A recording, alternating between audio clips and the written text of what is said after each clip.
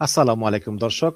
London থেকে স্বাগত জানাচ্ছি আমি কাজী হেমায়েতুদ্দিন মিশন এবং সমসাময়িক বাংলাদেশের রাজনীতি এবং ভূরাজনীতি নিয়ে আমাদের সঙ্গে আলোচনায় আজকে অতিথি হিসাবে আছেন মনোজ দাসের প্রীতি ও শুভেচ্ছা নিন। 28 ফেব্রুয়ারি শুরু হওয়া ইরানের বিরুদ্ধে আমেরিকা এবং ইসরায়েলের যে লড়াই, সে লড়াই কয়েকদিন আগে একটা শান্তি চুক্তির মাধ্যমে একটা আপাতত যুদ্ধবিরতি হয়েছিল, কিন্তু সে যুদ্ধবিরতিও ভাঙার মুখে, কারণ আবার শুরু হয়েছে নতুন করে আক্রমণ। এরই মধ্যে দুদিন আগে গত বৃহস্পতিবার, শুক্রবার, আমেরিকা যুক্তরাষ্ট্রের প্রেসিডেন্টের খবর এসছে যে ইরান প্রেসিডেন্ট ট্রাম্পকে হত্যা করবার চেষ্টা করেছিলেন এবং সেই চেষ্টা ব্যর্থ হয়েছে। এবং তারপরে ট্রাম্প বলেছে 4000 মিসাইল ইরানের দিকে মুখ করে তৈরি রাখা আছে, যে কোনো মুহূর্তে লড়াই আবার শুরু হয়ে যেতে পারে। তো আজকের আমাদের আলোচনার বিষয় হচ্ছে এই ট্রাম্পের হত্যা পরিকল্পনা, ট্রাম্পের সেই পরিকল্পনা কিভাবে ব্যর্থ হলো এবং কি হচ্ছে, আবার যুদ্ধ নতুন করে শুরু হওয়ার মুখে এসছে। এই পুরো বিষয়টি নিয়ে এখন আমাদের আলোচনা। আমেরিকার প্রেসিডেন্ট ডোনাল্ড ট্রাম্প বিশ্বের সবচেয়ে সুরক্ষিত মানুষদের একজন। তার চারপাশে সিক্রেট সার্ভিস, স্যাটেলাইট নজরদারি, বুলেট প্রুফ কাচ, ড্রোন বিরোধী সিস্টেম, কিন্তু গত 2 বছরে অন্তত তিনবার তার জীবন সরাসরি বিপদের মুখে পড়েছে। আর এখন 2026 সালের জুলাই মাসে নতুন করে একটা খবর ছড়িয়ে পড়ছে যে ইরান ট্রাম্পকে হত্যার আর একটা ছক কষে ফেলেছিল, আর সেই ছক প্রায় সার্থক সফল হতে চলেছিল। সেই মুহূর্তে সেটা শেষ মুহূর্তে ধরে ফেলে ইসরায়েলের গোয়েন্দা সংস্থা মোসাদ। এবং প্রশ্ন হচ্ছে, এই খবরে কতটা সত্যি আর কতটা রাজনৈতিক প্রচার? ইরান কেন এত মরিয়া হয়ে ট্রাম্পকে টার্গেট করতে চাইছে? আর এই পুরো ঘটনার সঙ্গে ইরানের সর্বোচ্চ ধর্মগুরু আয়াতুল্লাহ আলী খামেনেইয়ের মৃত্যুর কি সম্পর্ক? আজকের এপিসোডে আমরা পুরো ঘটনাটা ধাপে ধাপে খুঁটিয়ে বিশ্লেষণ করব। কোনটা যাচাই করা তথ্য আর কোনটা এখনো শুধু জল্পনা, সেটাও স্পষ্ট করে দেব। একটু বেশি হয়তো সময় লাগবে, দয়া করে শেষ মুহূর্ত পর্যন্ত শুনবেন। একদম সিনেমার গল্পের মতো মনে হবে পুরো ঘটনা চক্র। তো চলুন শুরু করা যাক। প্রথমে বলি প্রেক্ষাপট, কেন এই গল্প এখন এত গুরুত্বপূর্ণ। গত কয়েক মাসে মধ্যপ্রাচ্যে যা ঘটেছে তা বিশ্ব রাজনীতির ইতিহাসে একটা টার্নিং পয়েন্ট। 2026 সালের ফেব্রুয়ারির শেষে যুক্তরাষ্ট্র আর ইসরায়েল একসঙ্গে ইরানের ওপর এক বিশাল সামরিক অভিযান শুরু করে, যাকে অনেকে বলছেন 2026 ইরান যুদ্ধ। আর তার ঠিক মধ্যেই ঘটে সেই ঘটনা যা কেউ কল্পনাও করতে পারেনি। ইরানের 4 দশকের দীর্ঘ 40 বছরের বেশি সময়ের সর্বোচ্চ ধর্মগুরু আয়াতুল্লাহ আলী খামেনেই নিহত হন। এই ঘটনার পর থেকে মধ্যপ্রাচ্যে একটা নতুন ধরনের অস্থিরতা শুরু হয়েছে। ইরানের ভেতরে ক্ষমতার শূন্যতা তৈরি হয়। প্রথমে একটা অন্তর্বর্তী নেতৃত্ব পরিষদ গঠন করতে হয়, আর গোটা অঞ্চল অপেক্ষায় থাকে ইরান কিভাবে প্রতিক্রিয়া দেখাবে তার জন্য। আর তার ঠিক কয়েক মাস পর এই জুলাই মাসে খবর আসে যে ইরান প্রতিশোধ নিতে সরাসরি আমেরিকার প্রেসিডেন্টকেই টার্গেট করছে। তো বুঝতেই পারছেন এই দুটো ঘটনা একে অপরের সঙ্গে গভীরভাবে যুক্ত। চলুন প্রথমে দেখি খামেনেইর মৃত্যুটা আসলে কিভাবে হলো। 2026 সালের 28 ফেব্রুয়ারি শনিবার সকাল তেহরানের কেন্দ্রীয় এলাকায় একটা কমপ্লেক্সে, যেখানে সর্বোচ্চ নেতার দপ্তর, বাসস্থান আর জাতীয় সুরক্ষা পরিষদের কার্যালয় একসঙ্গে অবস্থিত, সেখানে একটা জরুরি বৈঠক চলছিল। সেখানে বৈঠকে ছিলেন খামেনি নিজে, ইরানের প্রেসিডেন্ট মাসুদ পেজেশকিয়ান, রেভলিউশনারি গার্ডসের প্রধান, প্রতিরক্ষা মন্ত্রী, সশস্ত্র বাহিনীর চিফ অফ স্টাফ সবাই সেখানে উপস্থিত। নিউ ইয়র্ক টাইমসের রিপোর্ট বলছে সিআইএ আগে থেকেই এই বৈঠকের খবর পেয়ে গিয়েছিল, আর সেই তথ্যের ভিত্তিতে ইসরায়েলি বিমান বাহিনী তাদের পরিকল্পনা বদলে রাতের অন্ধকারের বদলে, প্রথমে ঠিক ছিল রাতের বেলায় আক্রমণ করবে, সেটা না করে সকালে একদম নিশানা করে হামলা চালায়। প্রথমে ইরানের সরকারি মিডিয়া দাবি করেছিল খামেনি সুস্থ আছেন, মাঠে দাঁড়িয়ে নেতৃত্ব দিচ্ছেন। ইরানের পররাষ্ট্রমন্ত্রী আব্বাস আরাগচি এনবিসি নিউজকে বলেছিলেন যতদূর তিনি জানেন খামেনেই আর প্রেসিডেন্ট দুজনেই জীবিত, কিন্তু কয়েক ঘন্টার মধ্যেই সেই দাবি ভেঙে পড়ে। ট্রাম্প নিজে তার ট্রুথ সোশ্যাল অ্যাকাউন্টে ঘোষণা দেন যে খামেনি নিহত হয়েছেন। তিনি লিখেছিলেন তিনি আমাদের গোয়েন্দা নজরদারি আর অত্যাধুনিক ট্র্যাকিং সিস্টেম এড়াতে পারেননি। আর ইসরায়েলের সঙ্গে ঘনিষ্ঠভাবে কাজ করার ফলে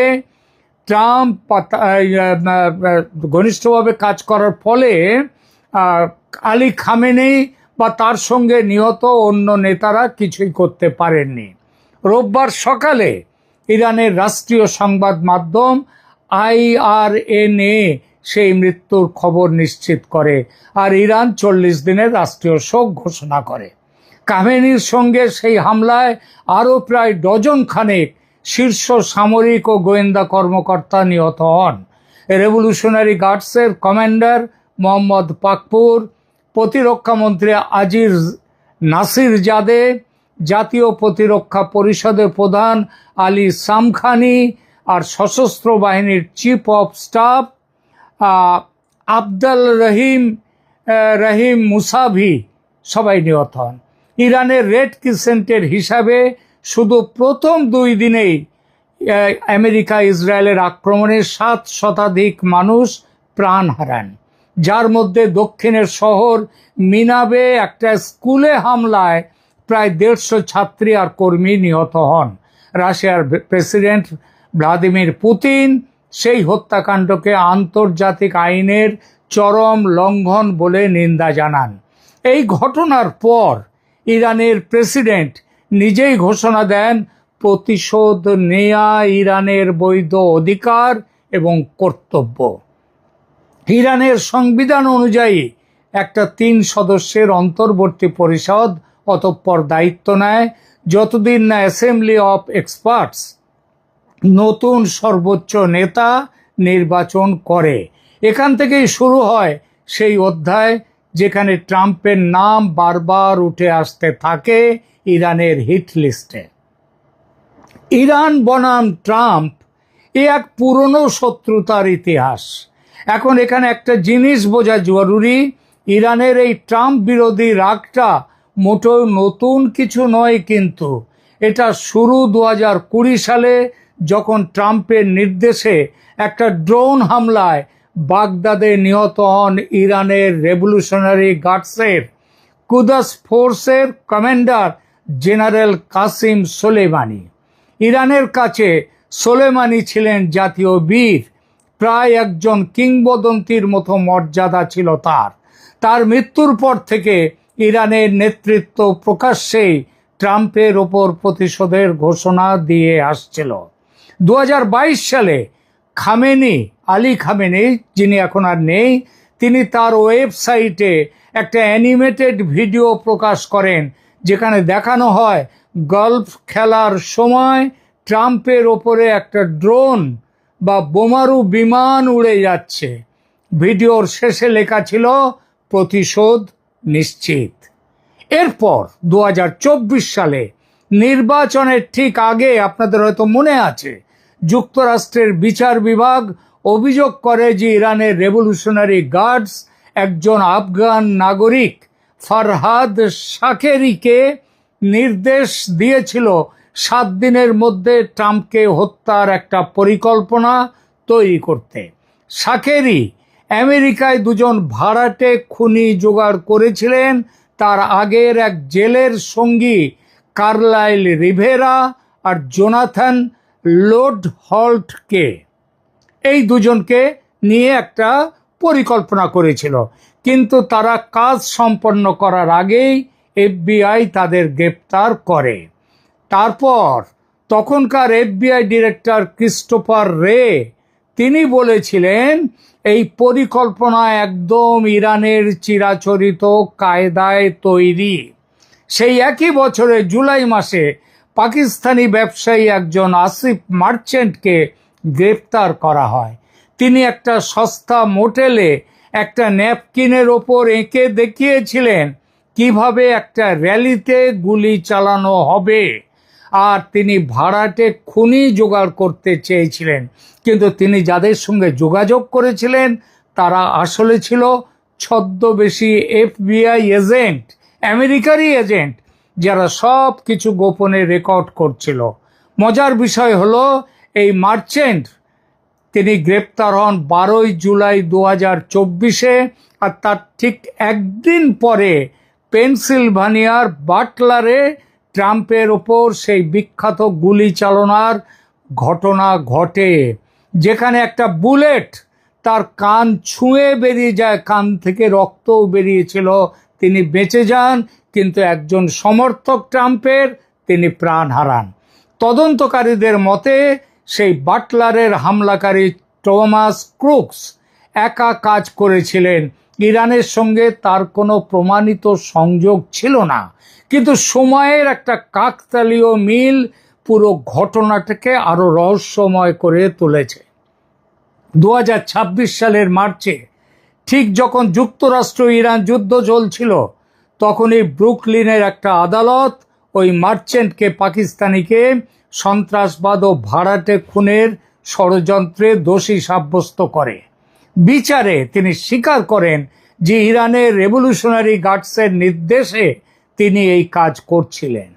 আর তার সঙ্গে ট্রাম্প, তখনকার প্রেসিডেন্ট জো বাইডেন আর নিকি হ্যালি, তাদের নামও আলোচনায় এসেছিল।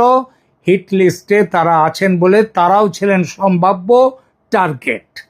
আর মজার বিষয় হচ্ছে, ইরানের ওপর সামরিক হামলার পর প্রতিরক্ষা সচিব পিট হেগসেথ, আমেরিকার যুদ্ধমন্ত্রী, তিনি সাংবাদিকদের জানান যে শাকেরিকে যে ইউনিট নেতৃত্ব দিচ্ছিল তার প্রধানকে তারা খুঁজে বের করে মেরে দিয়েছেন। তিনি বলেন, এই পিটার হেগসেথ, যে ইরান ট্রাম্পকে হত্যার চেষ্টা করছে, আর শেষে ট্রাম্পই প্রত্যেকবার শেষ হাসি হেসেছেন। ট্রাম্প নিজে এবিসি নিউজকে বলেছিলেন ওরা দুবার চেষ্টা করেছে, কিন্তু আমি ওদের আগেই ধরে ফেলেছি। যদিও নিউ ইয়র্ক টাইমসের একটা রিপোর্টে জানা যায় সেই হামলায় যাকে টার্গেট করা হয়েছিল বলে দাবি করা হচ্ছিল, তার মৃত্যু আসলে যুক্তরাষ্ট্র বা ইসরায়েলের কেউই এখনো পর্যন্ত নিশ্চিত করতে পারেনি যে তাকে মেরে ফেলা হয়েছে। তো এই হলো প্রেক্ষাপট। এটা কোনো একবারের ঘটনা নয় যে ট্রাম্পকে মারতে যাচ্ছে ইরান। এটা একটা ধারাবাহিক, বছরের পর বছর ধরে চলা প্রতিশোধ মিশন ইরানের, যার একটা অংশ আদালত প্রমাণ করে দিয়েছে, একটু আগেই বললাম, আর একটা অংশ এখনো অস্পষ্ট, তবে কিছু যে চলছে সেটা বোঝাচ্ছে। এর মধ্যেই এলো এই সম্প্রতি নতুন হুমকি আর মোসাদের সতর্কবার্তা। মোসাদ কারা? ইসরায়েলের গোয়েন্দা সংস্থা। এখন আসি সেই চলতি সপ্তাহের খবরটিতে।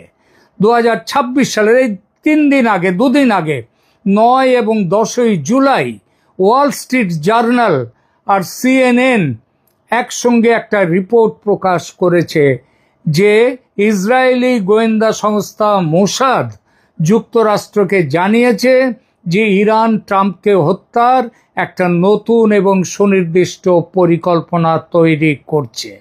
এখানে একটা কথা স্পষ্ট করে নেওয়া জরুরি, এটা কোনো বাস্তব হামলার ঘটনা নয় যা ব্যর্থ হয়েছে, মানে এইটা এখনো পরিকল্পনার স্তরে ছিল। এটা একটা গোয়েন্দা সতর্কবার্তা, একটা চলমান পরিকল্পনা সম্পর্কে তথ্য যা মোসাদ যুক্তরাষ্ট্রের কাছে পাঠিয়েছে। আর যুক্তরাষ্ট্র সেই খবরটা পাওয়ার পর ট্রাম্পের নিজের বিমান বাদ দিয়ে অন্য বিমান করে তাকে চলে আসতে হয়। CNN এর সূত্র অনুযায়ী মার্কিন গোয়েন্দা সংস্থাগুলো এমনিতেই গত কয়েক সপ্তাহ ধরে এই ধরনের সম্ভাব্য পরিকল্পনার আভাস পাচ্ছিল, কিন্তু ইসরায়েলের এই সতর্কবার্তা ছিল সম্পূর্ণ নতুন আর অনেক বেশি সুনির্দিষ্ট। এমনকি সূত্রগুলো এটাও বলছে যে যুক্তরাষ্ট্র নিজে থেকে এই নির্দিষ্ট তথ্যটা যাচাই করতে পারেনি, ইসরায়েলের সতর্কতার ওপরেই তাদের নির্ভর করতে হচ্ছে।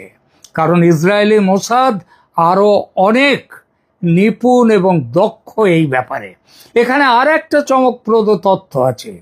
ইসরায়েলি মিডিয়া, বিশেষ করে চ্যানেল 14, চ্যানেল 14, তারা দাবি করছে যে ইরানের যে কুদস ফোর্স একটা সম্পূর্ণ নতুন ইউনিট গঠন করেছে যার নাম মুখতার।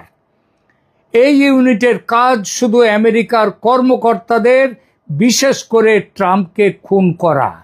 আর সবচেয়ে অদ্ভুত বিষয় হলো, এই রিপোর্ট অনুযায়ী এই ইউনিট নাকি এরই মধ্যে মেক্সিকান ড্রাগ কার্টেলের সঙ্গে যোগাযোগ রাখছে এবং বিদেশে বসবাসরত কিছু ইরানি নাগরিকের সাহায্য নিচ্ছে অপারেশন চালানোর জন্য।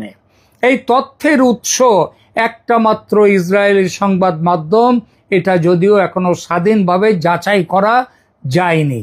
এই খবরের প্রভাব সরাসরি দেখা গেছে ট্রাম্পের ভ্রমণ পরিকল্পনায়। আনন্দবাজার পত্রিকার রিপোর্ট বলছে, তুরস্ক থেকে ফেরার পথে এই গোয়েন্দা সতর্কবার্তার পাওয়ার পরপরই ট্রাম্প তার বিমানের রুট পরিবর্তন করেছিলেন। ট্রাম্প নিজে সাংবাদিকদের বলেছেন, ওরা আমেরিকার নেতাকে মানে আমাকে শেষ করে দিতে চায়। আজ সকালে দেখলাম আমি ওদের প্রতিটা তালিকায় রয়েছে আমার নাম। এতদিন আমি ভাগ্যবান ছিলাম, কিন্তু এটা সব সময় থাকবে না। আর এই পুরো ঘটনাটা এমন একটা সময়ে ঘটছে যখন যুক্তরাষ্ট্র ইরান সংঘর্ষ বিরতি, যুদ্ধবিরতি এমনিতেই খুব নাজুক অবস্থায় আছে। এই সপ্তাহে ট্রাম্প ঘোষণা দিয়েছেন যে সংঘর্ষ বিরতি কার্যত শেষ হয়ে গেছে, আজকালের মধ্যেই, রাতের মধ্যেই আক্রমণ নতুন করে করবেন। যদিও একই সাথে আবার আলোচনা চলবে বলেও তিনি জানিয়েছেন। ইরানও পিছিয়ে নেই, তারা কাতার, সৌদি আরব, বাহরিন আর ওমানে মার্কিন সামরিক স্থাপনা লক্ষ্য করে পাল্টা হামলা ইতিমধ্যেই চালিয়েছেন। তাই এই মুহূর্তে গোটা অঞ্চল একটা বারুদের স্তূপের ওপর বসে আছে, আর ট্রাম্প হত্যার এই খবরটা সেই আগুনে নতুন করে বাতাস দিচ্ছে। এই গল্পের একটা অন্য দিকও অবশ্য আছে, একটা রাজনৈতিক দিকও, যা উপেক্ষা করা যায় না। আপনারা জানেন ট্রাম্প হচ্ছেন রিপাবলিকান প্রেসিডেন্ট, তার বিরুদ্ধ দল ডেমোক্র্যাট দলের মার্কিন কংগ্রেসের সদস্য অ্যাডাম স্মিথ এই দাবি তুলেছেন যে ইসরায়েল সম্ভবত এই ইরানি ষড়যন্ত্রের গল্পটা তৈরি বা অতিরঞ্জিত করেছে, যাতে ট্রাম্পকে ইরানের বিরুদ্ধে আরো সামরিক পদক্ষেপ নিতে উৎসাহিত করা যায়। কারণ ইসরায়েল চায় না যে ট্রাম্প যুদ্ধ থামিয়ে দিন।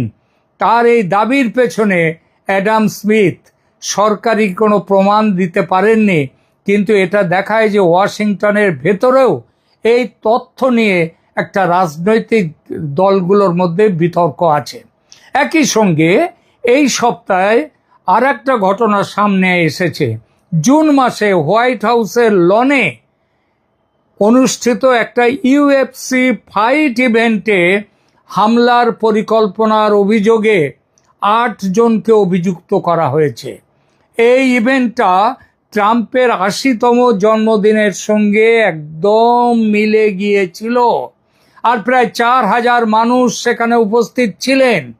অভিযুক্তরা নাকি সশস্ত্র ড্রোন আর স্নাইপার রাইফেল নিয়ে স্নাইপার দিয়ে বিশৃঙ্খলার মধ্যে গুরুত্বপূর্ণ ব্যক্তিদের হত্যা করার পরিকল্পনা করেছিল।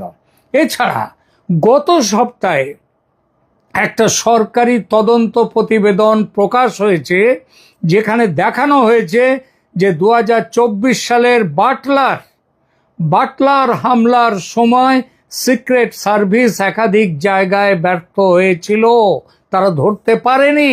সিক্রেট সার্ভিস মানে ট্রাম্পের পাহারার জন্য বিশেষভাবে নিযুক্ত যে বাহিনী। এমনকি একজন কর্মী হামলাকারীর অবস্থান নিশ্চিত করার বদলে গুগল সার্চ করছিলেন। তাই বলা যায় ট্রাম্পের বিরুদ্ধে হুমকির তালিকাটা দীর্ঘ, আর ইরান তার একটা বড় অংশ, কিন্তু তার সঙ্গে আরও অন্য উৎস আছে। তো পুরো ছবিটা যদি একসঙ্গে দেখি, একদিকে ইরানের বাস্তব তাদের প্রতিহিংসা, বছরের পর বছরের প্রতিশোধ পরিকল্পনা, অন্যদিকে একটা যুদ্ধকালীন পরিস্থিতিতে গোয়েন্দা তথ্যের রাজনৈতিক ব্যবহার, এই দুটোই একসঙ্গে সত্যি হতে পারে। আর সেটাই এই পুরো ঘটনাক্রমকে এত জটিল করে তুলেছে। তো সংক্ষেপে বলতে গেলে খামেনেইর মৃত্যু সত্যি, এটা ইতিহাসের একটা অধ্যায়। আর ইরানের এই মৃত্যুর প্রতিশোধ নেয়ার, ট্রাম্পের ওপরে যে প্রতিশোধ স্পৃহা ইরানের রয়েছে, সেটাও সত্যি, যার প্রমাণ আমরা একের পর এক আদালতের মামলায় দেখেছি। কিন্তু মোসাদ ট্রাম্প হত্যার চেষ্টা বানচাল করে দিয়েছে, এই নির্দিষ্ট ভাষ্যটা এখনো নিশ্চিত নয়।